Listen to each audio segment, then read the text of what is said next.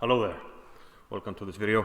We are looking at the Skilling Open. It's round 9 and it's time for the friendly rivalry between Magnus Carlsen and Anish Giri. One of the more funniest rivalries in chess. Usually they exchange sarcastic jabs on Twitter, and it's usually very, very good stuff. But in this tournament, Anish is doing quite well. He was +3 on day 1, but up to this point he has been drawing all his games on day 2, but that still puts him in the top spot. And when they met here in the 9th round, Magnus Carlsen was in 2nd place, half a point behind Anish Giri. Let's see what happens. Magnus had the white pieces. He opened with pawn to e4, and we have the Sicilian defense. Pawn to bishop 5, as they said in the Queen's Gambit descriptive notation. They played that a lot in the series. And here we have d4, takes, and not knight takes, which is of course the main line, but queen takes d4. And it looks like Magnus sort of has these sidelines that he's playing in this tournament. In the Queen's Gambit, he's playing with black this h6 move. So it looks like he has, these weapons that he uses just to get positions and play chess, especially in these rapid tournaments. Anyhow, knight f6, h3 now by Magnus, and we have this weird placement of the queen e3. There are people that play this. I know one Icelandic FIDE master that plays this a lot. He usually likes to castle queenside and go for an attack with f4. So he places the queen on e3, but in slightly different circumstances.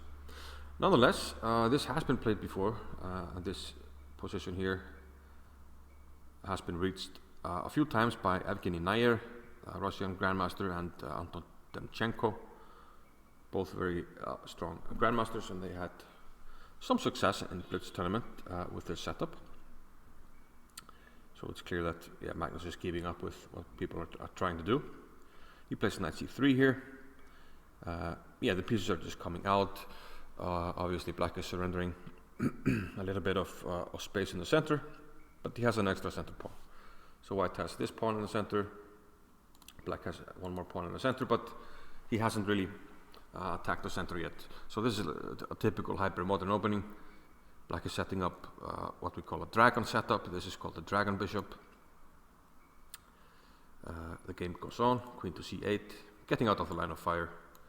We don't want to line up the queen against the rook, so e5 was a possibility. Magnus now played a3. This pawn is actually slightly vulnerable, so knight b4 could be annoying, so it's worth to spend the time to stop it. Knight a5 instead, and knight d4 now by Magnus, centralizing the knight.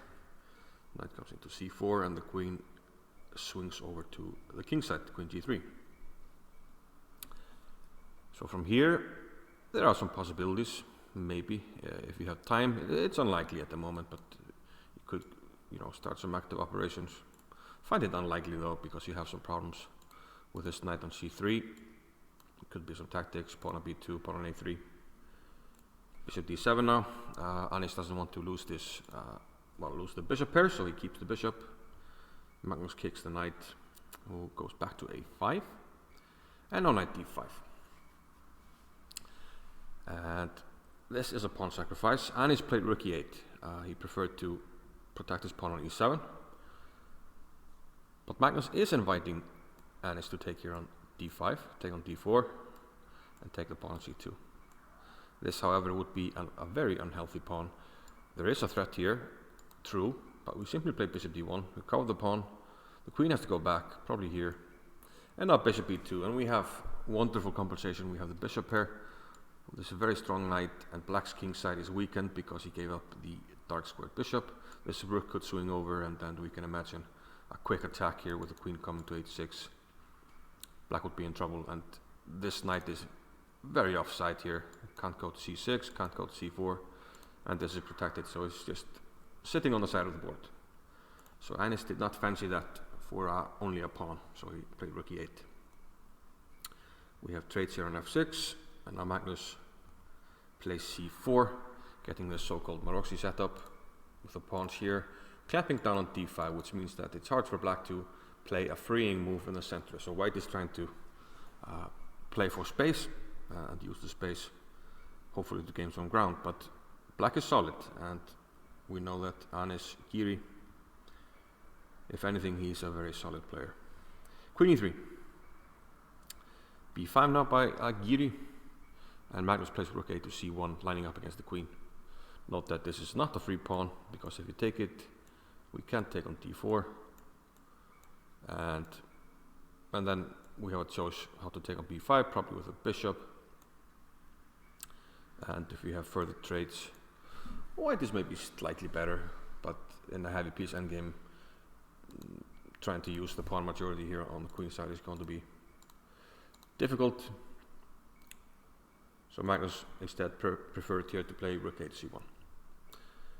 Again, the queen cut out of the line of fire. It's been lined up against white's rooks now for the second time in the game. And here Magnus prefers to play c5, keep things closed. Not to open the b file for the queen, but play c5 now. So the queen is worse placed now on b7 than if the b file was closed. So trying to play for better placement of the pieces. We have further trades. Takes on d4, and rook takes d4. After rook a to c8, b4 by Magnus. The pawns are pretty symmetrical. I mean, both sides have pawns on the same files, the a file, b file, etc. So there's very little imbalance when it comes to the pawns. We can say that white has slightly more space because of the e-pawn, its placement, and optically white is slightly better because he has a lot of pieces on dark squares, and especially the pawns.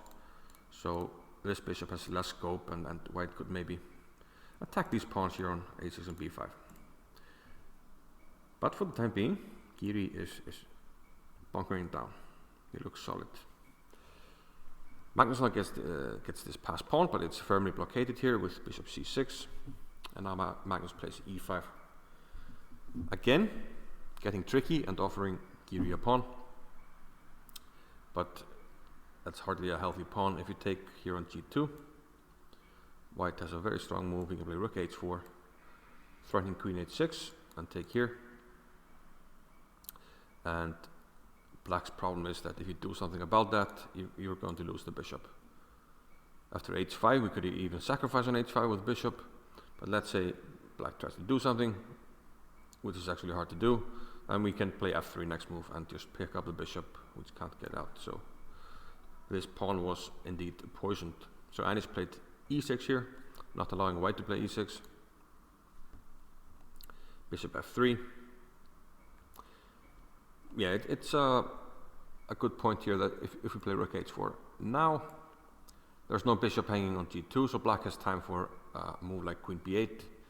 And even though this looks very dangerous to allow white to take this pawn, this is a very important pattern. You are never checkmated if you cover this square. So the king can simply go to f8 here, and the queen defends everything. The black is fine, actually more than fine. So Magnus preferred this trade, even though he doubles the pawns. He's hoping for, some chances of getting this battery on the h file and using the c-pawn. That seems to be the most important thing, to use the c-pawn. But it's hard to do. And Anish goes for counterplay a5. He tries to use his own pawn majority to create his pass pawn to counterbalance the pass pawn that white already has. Rook c8, rook b6, queen d7. The king now comes to g2 to protect the white pawns. b4.